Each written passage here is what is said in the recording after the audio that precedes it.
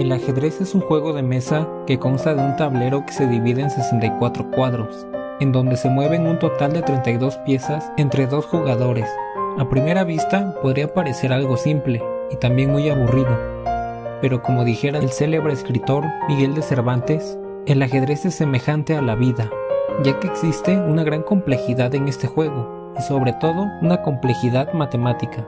Prueba de ello es una fábula india sobre el invento del ajedrez. La historia cuenta que un matemático fue el inventor de este juego y se lo presentó a un rey. Al rey le gustó tanto este juego nuevo que le permitió al matemático elegir la recompensa que quisiera como forma de pago. Él pidió que se le pagase con arroz, poniendo un grano en la primera de las casillas del tablero, 2 en la casilla siguiente, 4 en la siguiente y así sucesivamente hasta completar las 64 casillas del tablero. El rey accedió rápidamente pensando que era una petición modesta. Si hubiera estudiado un poquito más de matemáticas, se hubiera dado cuenta de que era todo lo contrario a modesta, ya que como dicen por ahí, las matemáticas son el lenguaje con el que Dios ha escrito el universo. Además de que las matemáticas son casi tan perfectas como ella. En fin, ¿de qué forma se puede calcular la cantidad de granos de arroz que debía pagar el rey? Bueno, se representaría como la suma desde i igual a 0 hasta 63, de 2 elevado a la i. Y al llevar a cabo estas operaciones, el resultado que se obtiene es enorme. Es este número, y se lee 1.844.674.407.370.950 y 5.200. Los matemáticos de la corte realizaron los cálculos y se dieron cuenta de que era una cantidad tal de granos de arroz que no había bienes ni tesoros suficientes en todo el reino para recompensar al inventor del ajedrez. Sin embargo, este número, por muy grande que es, no es el único número grande que tiene que ver con el ajedrez. Como sabemos, cada jugada de ajedrez da pie a un número de posibles jugadas subsiguientes, y a la vez, cada una de estas posibles jugadas hace otro número de posibles jugadas. Es como un árbol que se va ramificando hasta hacerse monstruosamente grande.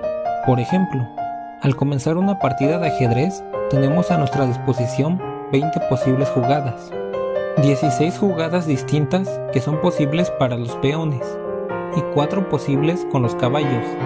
Sin embargo, no olvidemos a las demás piezas que se encuentran encerradas en sus posiciones de salida. Del mismo modo que nosotros, nuestro oponente contaría con 20 posibles jugadas, las mismas que nosotros tenemos. Por lo tanto, al finalizar el primer movimiento, se obtienen 400 posibles jugadas, que se obtienen al multiplicar 20 por 20. Y conforme se hacen más movimientos, hay que tomar en cuenta las demás piezas que van entrando al juego, y que aumentan mucho más las posibilidades. Entonces, ¿cuál sería el total de posibilidades? El matemático Claude Shannon llevó a cabo una estimación a la baja sobre el número total de partidas de ajedrez posibles. Shannon se basó en que en promedio en una partida de ajedrez se realizan 40 movimientos, y en cada jugada el jugador elige entre unos 30 movimientos posibles. Con estos datos, este matemático estimó que el número de partidas de ajedrez era 900 elevado a la 40ª potencia, que es aproximadamente 10 elevado al número 120. Esto es un 1 seguido de 120 ceros. A pesar de ser un número grande, actualmente se estima que podría ser mayor, algo así como 10 elevado a la 123. Para dimensionar la enormidad de esta cifra, hay que compararlo con la cantidad de átomos en todo el universo, es decir, sumar los átomos de todas las galaxias que conocemos. El número es apenas 10 elevado a 82, que no está ni de cerca de la cantidad de posibles partidas de ajedrez. Para nuestra suerte, no es necesario conocer cada una de estas ramificaciones para jugar ajedrez de forma aceptable, ya que hasta ahora ningún cerebro humano es capaz de calcular todas las posibilidades que se producen durante los movimientos iniciales de la partida, y ni pensar en todas las ramificaciones posibles durante el juego.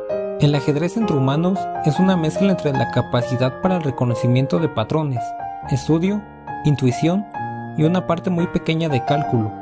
Para los jugadores y las jugadoras de ajedrez, cada posición significa algo muy concreto. Es por eso que pueden recordar partidas enteras después de muchos años o incluso jugar a ciegas. El jugador humano primeramente evalúa la posición del tablero para después preocuparse de intentar prever las consecuencias de las pocas jugadas que su razón dicta como susceptibles de ser elegidas. Por otro lado, creo que todos hemos jugado al menos una vez ajedrez en una computadora. Pero ¿cómo es que pueden jugar si no poseen razonamiento y además carecen de intuición, que hasta ahora no es posible programar? A pesar de esto, compensan sus deficiencias con una enorme capacidad de cálculo, ya que las computadoras más potentes pueden calcular cientos de millones de posiciones por segundo. Pero, al carecer de intuición, evalúan con base en reglas que los programadores hayan introducido en su código. Estas reglas que utilizan los motores de ajedrez son muchísimas para ser explicadas en este video, pero veamos un pequeño ejemplo de cómo calculan el valor de las piezas. Los siguientes valores vienen dados por defecto en un programa. El peón es igual a 1, el caballo y el alfil valen 3, la torre tiene un valor de 5, y por último, el valor más alto, el de la dama, que vale 9, y el rey posee un valor incalculable, o más bien necesita reglas de evaluación diferentes. Hay que aclarar algo. Estos valores no son fijos, ya que durante la partida, estos valores pueden cambiar dependiendo de muchos factores. Por ejemplo, un alfil que está bloqueado y no puede moverse, un alfil malo, puede valer menos que un peón. O una pieza que amenaza con capturar a otra aumenta su valor, mientras que el de la pieza amenazada disminuye. O una pieza que pueda hacer jaque e iniciar una combinación ganadora aumenta su valor. Y las piezas defensoras, si no son capaces de detener ese ataque, pierden parte del suyo. Y así pueden introducirse más y más reglas. Todo depende de la persona que esté programando. Y a grandes rasgos, las máquinas toman la decisión de qué jugada les conviene gracias a toda una compleja serie de fórmulas. Entre más y mejores algoritmos, combinados con un hardware que dé soporte a la capacidad de procesamiento, las máquinas harán más efectivo su juego. Para que las computadoras jueguen perfectamente, deben saber cuál es la mejor jugada posible en cada posición posible. Como vimos anteriormente, este número es enorme, 10 elevado a 120. Sin embargo, las computadoras no necesitan conocer todas las partidas posibles, sino solo las posiciones posibles. Y esto se simplifica gracias a que se puede llegar a una misma posición del tablero por varios caminos. ¿Pero qué tanto se simplifica esto? Pues bien, con esta simplificación se obtiene el número de 10 elevado a 45. Este es el número de posiciones legales, y aunque es muy pequeño comparado con el número anterior, sigue siendo una cifra no alcanzable para nuestra tecnología. Esto implica que hay otras posibilidades que no son capaces de calcular, y aunque jueguen muy bien, cometen imprecisiones. Pero ¿qué pasaría si existieran dos máquinas capaces de jugar a la perfección y se enfrentaran en una partida de ajedrez? Ambas siempre elegirían la mejor jugada posible y podríamos contemplar la partida perfecta. ¿Y si no se aplicaran las reglas de competición que siguen los humanos cuando se alarga más de la cuenta una partida? Esta podría durar miles y miles de movimientos. El juego tardaría mucho en decidirse. Esta partida perfecta se ha calculado en juegos con una complejidad mucho menor que la del ajedrez, y en algunos casos gana quien haga la primera jugada, y en otros casos se llega a un empate perpetuo. Como hemos visto, el ajedrez no es para nada aburrido, todo lo contrario, puede llegar a ser muy complejo e interesante. Este juego ha dado pie a una gran variedad de problemas y conjeturas matemáticas. Quizá el más famoso de ellos sea el problema del caballo, y a pesar de que muchas matemáticas están ligadas al ajedrez, esto no es lo que se disfruta, sino son los errores e intuiciones de los y las jugadoras de este juego, lo que lo hacen disfrutable. Así que, ¿por qué no darle una oportunidad a este juego?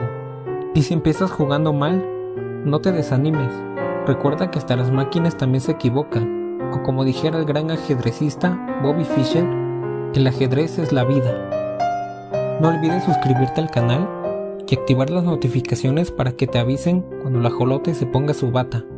Y recuerda que todo sirve, nada se pierde, solo hay que transformarlo. Hasta la próxima.